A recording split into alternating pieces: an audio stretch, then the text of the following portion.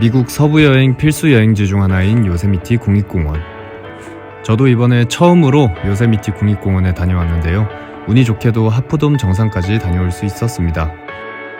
제가 가봤던 포인트들을 보여드리면서 제가 찾아본 정보들과 제 생각, 여행 팁들을 공유드리고자 영상을 만들었습니다.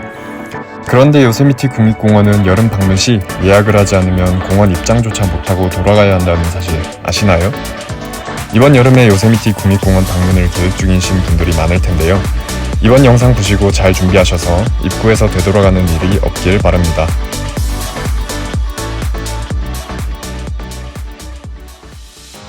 요세미티 국립공원을 처음 알아보시는 분들을 위해 간단히 설명드리자면 샌프란시스코에서 동쪽 편으로 차로 4시간 거리에 있고요. 제가 찾은 바로는 크게 벨리 부분과 마리포사 그로브, 동쪽 파트로 나눠진다고 보면 될 것 같습니다. 그중 가장 유명하고 사람들이 많이 가는 곳은 벨리 부분인데요. 벨리 내부 구조는 내부를 도는 루프 구조의 길이 있고 이를 따라 유명한 포인트들이 포진하고 있습니다. 루프는 자차로도 돌 수 있고 무료 셔틀버스를 이용하는 방법도 있습니다. 요세미티 국립공원은 미국 국립공원 방문자 순위 6위에 들 만큼 사람이 많은 국립공원입니다. 그래서 여름 전후 방문객들이 많은 시기에 피크타임이라는 시간을 지정하여 해당 시간에는 입장 예약을 한 사람들만 입장을 허용하고 있습니다. 사진에 보이는 초록 동그라미 표시된 날들인데요. 여름철 극성수기는 매일, 그 앞뒤로는 주말과 공휴일 오전 5시에서 오후 4시입니다. 2024년 입장 예약은 1월 5일에 열렸고 그때 못하셨던 분들은 여행 예정일 7일 전 오전 8시에 추가로 열립니다. 그리고 공원 내 캠핑이나 숙소를 예약하신 경우 혹은 윌더니스 퍼밋이나 하프돔 퍼밋을 받으면 공원 입장 예약을 따로 하지 않아도 됩니다. 그런데 이 모든 것에 실패했다고 해도 방법은 있는데요. 바로 새벽 5시 이전에 입장하는 것입니다. 오후 4시 이후에 입장하는 것도 가능하지만 해가 곧 떨어질 시간이기도 하고 오전부터 구경하고 싶으시면 새벽 5시 이전에 들어가는 것이 예약을 하지 않은 여러분들이 가진 거의 유일한 선택지입니다. 새벽 5시 전에 입구까지만 통과하시면 되는데요. 그때는 심지어 돈 받는 직원도 없는 시간이라 입장료를 내지 않고도 들어갈 수 있으니 정말 게이득 일석이조겠죠? 터널뷰는 요세미티 밸리를 한눈에 볼 수 있는 대표적인 뷰포인트입니다. 와보나 터널을 나오면 웅장한 협곡의 모습이 확 펼쳐지는데요. 숲과 바위, 폭포의 모습이 조화롭고 아름다웠습니다. 터널뷰가 보는 방향이 동쪽 방향인데요. 해가 동쪽에서 뜨기 때문에 아침 뷰가 오후보단 선명하지 않았습니다. 그렇기 때문에 개인적으로 오전보다는 오후 방문이 나을 것 같습니다.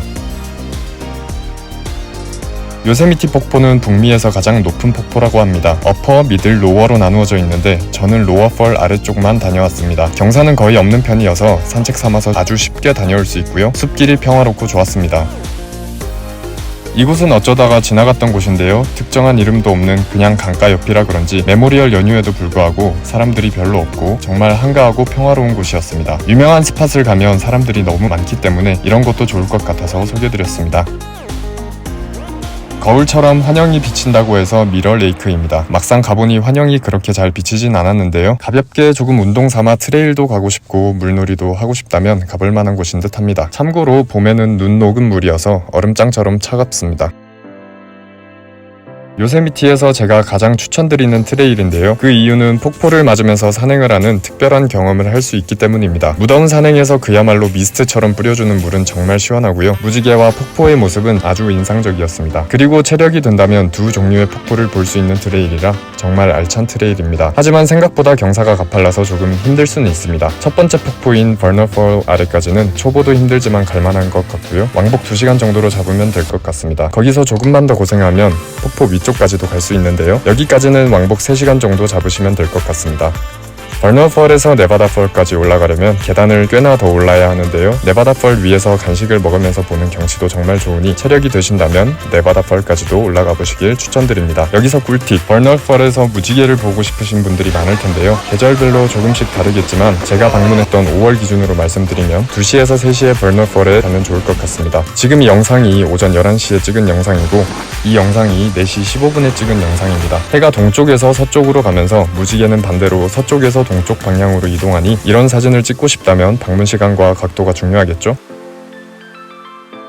거기서 더 체력이 남고 퍼밋도 받으셨다면 하프돔까지도 가는 것을 추천드립니다. 하프돔은 미스트 트레일을 타고 버너폴 네바다펄을 지나서 쭉 이어지는 트레일을 타고 가야 하는데요. 제가 하프돔을 추천하는 이유는 하프돔에 오르시면 숲길, 폭포들, 화강암 바위와 케이블 등반, 그리고 정상에 360도로 펼쳐진 뷰 등 요세미티 밸리의 모든 특징을 다 경험할 수 있기 때문입니다. 둘 다 진짜 멋있었어요.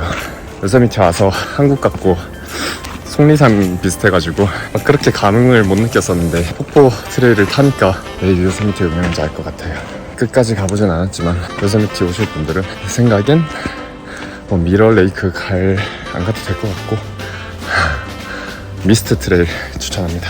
하프돔은 케이블이 있을 때 올라갈 수 있는데요. 로터리 시스템을 통해 사전 허가를 받으면 이 특별한 트레일을 경험할 수 있습니다. 하프돔 퍼밋은 프리시즌 로터리라고 정규 지원이라고 보시는 시기가 3월에 있고요. 3월에 받지 못한 경우 이틀 전에 데일리 로터리를 통해 또 한 번 기회를 얻을 수 있습니다. 퍼밋은 인터넷에서 간단히 지원하실 수 있지만 당첨은 그리 쉽지 않은데요. 저는 데일리 로터리로 토요일, 일요일 2번을 지원해서 일요일에 받았고 하프돔 정상에서 만난 한 커플은 작년부터 무려 5번을 지원했다고 하더라고요. 지원할 때마다 $10의 피가 아깝긴 하지만 직접 가게 된다면 정말 기억에 남는 산행이 될 것입니다. 유튜브에서 하프돔 케이블 장면을 여러 번 봤었는데요. 실제로 보니 정말 더 위험했습니다. 제가 지난번에 갔었던 눈이 없는 엔젤스 랜딩이 꽤나 안전한 곳처럼 느껴질 정도로 하프돔은 생각보다 더 위험했습니다. 저는 하프돔까지 왕복으로 11시간 걸렸는데요. 저는 등산 시 물을 많이 마시지 않는 편인데도 불구하고 1.5리터를 챙겨갔다가 내려올 때 조금 힘들었습니다. 대부분의 사람들도 11시간에서 14시간 정도는 걸릴 것이라 생각되는 매우 힘든 코스이긴 합니다. 물도 많이 준비하셔야 되고요. 체력도 미리미리 준비하셔야 되는 곳입니다.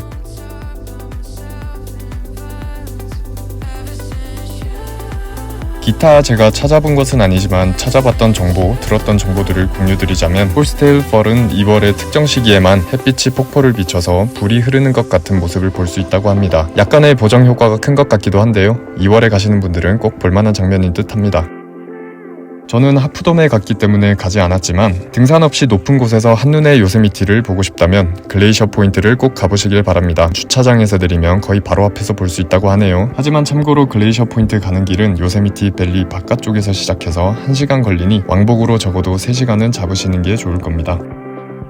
앞서 소개해드린 곳들 이외에도 동쪽편의 타이오가 로드와 여러 호수들, 세계적 클라이머 알렉스 한놀드가 프리솔로에 성공했던 세계에서 가장 큰 단일 화강암 바위인 엘 캐피탄 등 많은 곳들이 있지만 저도 다 가보지 못해서 소개해드리지 못해 아쉽습니다. 특히 마리포사 그로브는 사진을 봤는데 분명 세콰이어 국립공원이랑 비슷할 것이라고 생각했는데요. 저는 세콰이어 국립공원에서 봤던 숲과 거대한 세콰이어 나무들이 정말 좋았던 기억이 있어서 여러분들 중 세콰이어 국립공원이 미국 여행 일정에 없으신 분들은 마리포사 그로브에도 가본다면 요세미티 국립공원의 더 다양한 모습을 볼 수 있을 것 같습니다.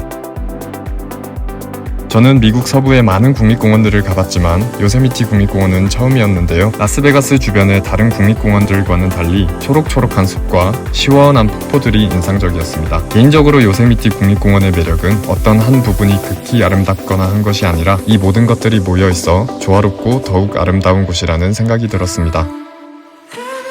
요세미티를 가실 분들은 이 영상 보시고 잘 계획하셔서 다녀오시길 바랍니다. 특히 하프돔을 가려면 마음의 준비뿐만 아니라 몸도 잘 준비해서 가야 할 것 같습니다. 준비 없이 여행을 마구 떠나는 저와 같은 MBTI P들은 적어도 입장 예약만큼은 잘 해두길 바라는 마음으로 영상을 만들었습니다. 그리고 제 채널에 미국 서부 여행하시는 분들이 궁금해하실 만한 다른 여행지 소개 영상들도 올리고 있으니 다른 영상들도 많은 시청 바랍니다. 감사합니다.